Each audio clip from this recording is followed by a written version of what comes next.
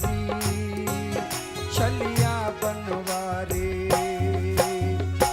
तेरे बिन घनश्याम रहेंगी कुंज गली सुनी, तेरे बिन घनश्याम रहेंगी कुंज गली सुनी। तुम दोनों भैया छोड़ चले ये बेपता है तूनी, अब कौन चरावे गई। स्वमुखेन पठेत भक्त्या इदुक्षे परमाम गतिम।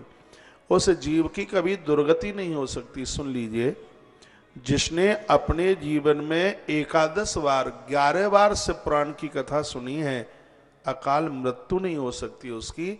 मृत्यु के समय पर वह अपने इष्ट के ही धाम में जाएगा, ऐसा इस ग्रंथ के अंतर्गत महाराज वर्णन किया गया। जब ये बात कही तो शीघ्र ही प्रश्न कर दिया गया शौनक ऋषियों के द्वारा कि आप कहते हैं अपराधियों का भी उद्धार इस कथा के द्वारा हो जाता है, तो क्या आपके पास कोई ऐसा प्रमाण है क्या कि किसी ने अपराध किया हो और इस कथा से उसकी मुक्ति हो गई हो? कहाँ हमारे पास ऐसे प्रमाण हैं। उस समय एक कथा प्रमाणित की गई है और बड़ी सुंदर कथा है। सूत सूत महाभाग धन्यस्तम परमार्थवित, अतुतेयम कथा दिव्या श्रावितां कृपया हिना। अघोग विध्वंसकरी मन शुद्धि विद्यायिनी, शिव संतोष जननी कथियम न सुतध्वना। शौनक ऋषि कहते हैं धन्यस्तम परमार्थवित, आप धरती पर बहुत धन्य हैं क्योंकि इस कथा का आप दान कर रहे हैं। भागवत में गोपियां भी कहती हैं धरती में उनसे बड़ा कोई दानी नहीं है, भूरिदा जनः, जिन्होंने धरती पर कथा का दान किया है। धन्य है वो आयोजक लोग जिनके माध्यम से लोगों को कथा सुनने का सौभाग्य प्राप्त होता है। श्रोताओं को तो आयोजक लोगों का धन्यवाद प्रदानित करना चाहिए। धन्य है तुम्हारा धन कि जिस धन के द्वारा नगर में ऐसा धार्मिक कार्य हो रहा है।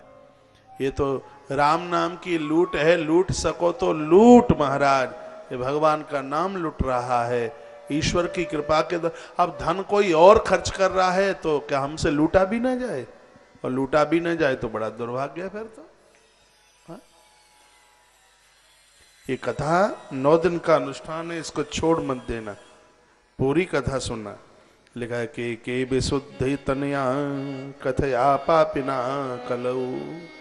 इस कथा से कौन कौन से पापी लोग शुद्ध हो सकते हैं? तो सूत ने क्या कहा कि ये मानवा पाप कृतो दुराचार रता खला। जिन मनुष्यों ने अनजान में जितने भी पाप हैं, अपराध किए वो सब किए। कामाद निरताम नित्यम तेपि शुद्ध्यंत ने नवाहा। 5 अपराधों को महापापों में लिया गया है। ग्रंथ में नाम है शराब पीना, और ये लिखा है कि जिनके जीवन में ये 5 अपराध न हुए हों तो धरती पर नर के रूप में वह नारायण है। देखो, सबसे पहले है शराब पीना,